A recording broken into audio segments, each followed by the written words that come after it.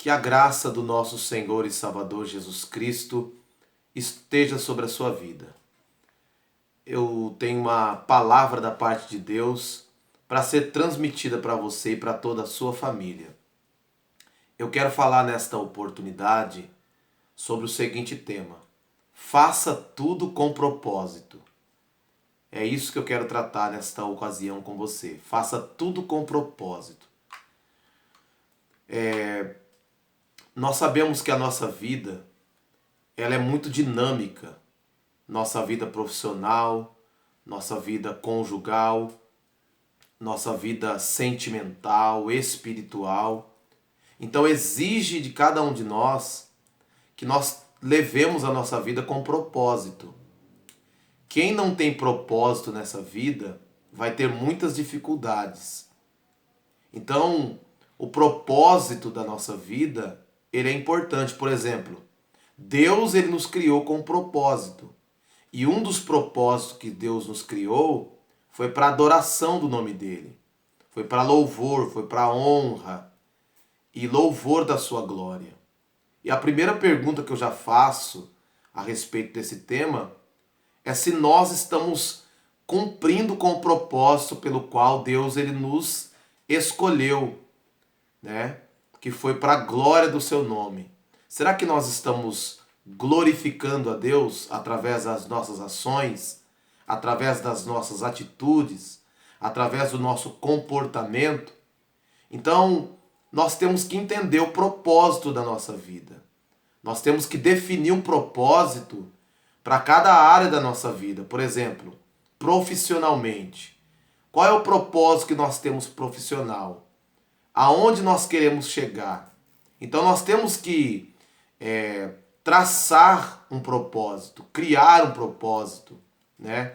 Senão nós caminhamos e não atingimos objetivos. Então a nossa vida tem que ter um propósito definido. E no reino de Deus? E com relação à nossa vida espiritual? Eu quero falar com você sobre o propósito no reino de Deus, né? E eu quero falar sobre o salmista Davi. No Salmo 27 e no versículo 4, olha o que ele escreve para nossa edificação. Uma coisa pedi ao Senhor e a buscarei, que possa morar na casa do Senhor todos os dias da minha vida, para contemplar a formosura do Senhor e aprender no seu templo. Olha que propósito nobre que o salmista Davi ele tem. Ele tem um desejo, ele tem um pedido ao Senhor, né? E esse pedido, esse desejo que o salmista Davi tem é muito nobre, é muito interessante e me chamou muita atenção esse salmo, esse versículo, né? Então, o pedido e o propósito de Davi é que ele possa morar todos os dias na casa do Senhor. E é interessante que o salmista Davi, provavelmente ele pega o tabernáculo de Moisés e o templo de Salomão, por exemplo, como referência. Mais provavelmente o tabernáculo de Moisés, porque o templo de Salomão ainda não havia sido construído. Mas olha que interessante, né? Ele pede ao Senhor que ele possa morar todos os dias na casa do Senhor. E parece que ele nos faz uma referência a respeito do profeta Samuel. O profeta Samuel, ele morava todos os dias no tabernáculo. E o tabernáculo, ele era a morada de Deus com os homens, aonde Deus se manifestava na nuvem de glória, né? Então, Deus se manifestava no tabernáculo. Então, Samuel, ele tinha este privilégio de morar na casa de Deus, né? Então, Davi, ele tem esse desejo, ele tem esse propósito de morar na casa de Deus, né? Mas só morar na casa de Deus para quê? Qual é a motivação? Qual é a motivação que Davi tinha de morar na casa de Deus? Aí ele continua. Olha só o que ele diz, a continuação do versículo. Para quê? para contemplar a formosura do Senhor. Então, um dos propósitos que Davi tinha de morar todos os dias na casa do Senhor era contemplar a formosura do Senhor.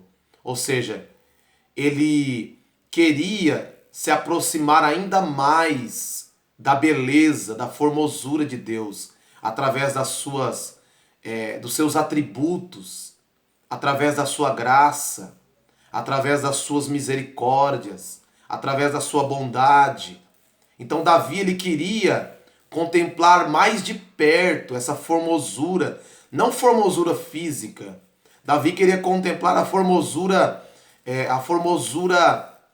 de caráter de Deus, né? Ele queria contemplar a formosura do amor de Deus, a formosura da benevolência, da benignidade de Deus que está disponível a todos nós. Então, um dos propósitos nobres de Davi, de morar todos os dias na casa do Senhor, era contemplar essa formosura do Senhor.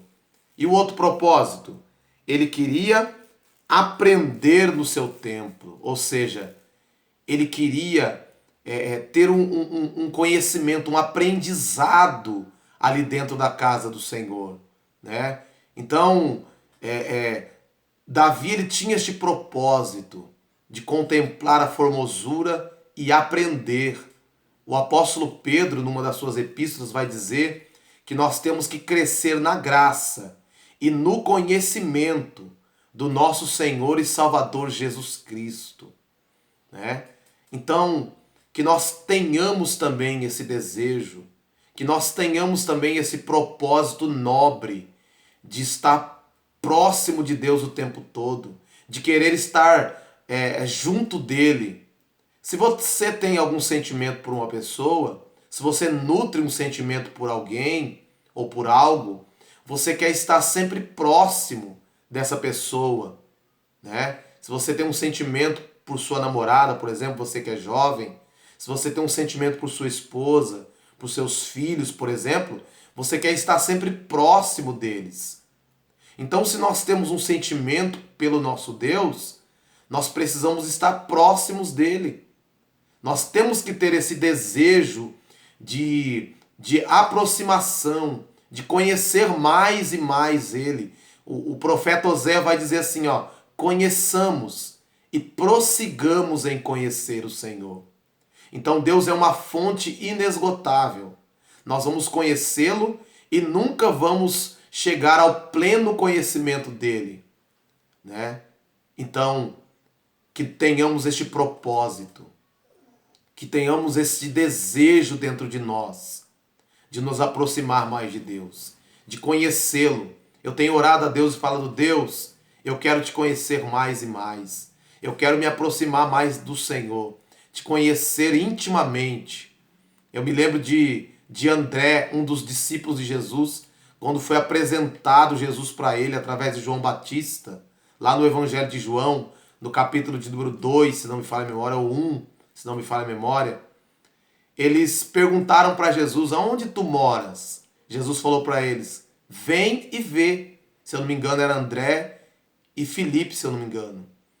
E aí, eles entraram na casa de Jesus e ficaram lá por uma tarde inteira na presença de Jesus.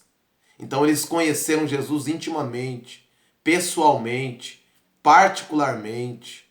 Olha que interessante. Os discípulos de Jesus, 2 deles, conheceram Jesus intimamente, né? Eu acredito que foi mesmo André e João, o apóstolo João, que entraram na casa de Jesus. Então entre na casa de Jesus, né? Ou deixe Jesus entrar na sua casa.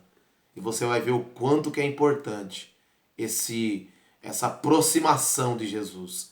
Todos os que se aproximaram de Jesus ficaram impactados pela sua presença, pela sua pessoa, pelo seu caráter e pela sua graça. Que essa palavra ela venha te trazer edificação, para você desejar um pouco mais de Jesus ainda na sua vida, no seu ministério, na sua casa. Que a graça de Jesus Cristo, que o amor de Deus e que as doces consolações do Espírito Santo esteja sobre a sua vida. Amém.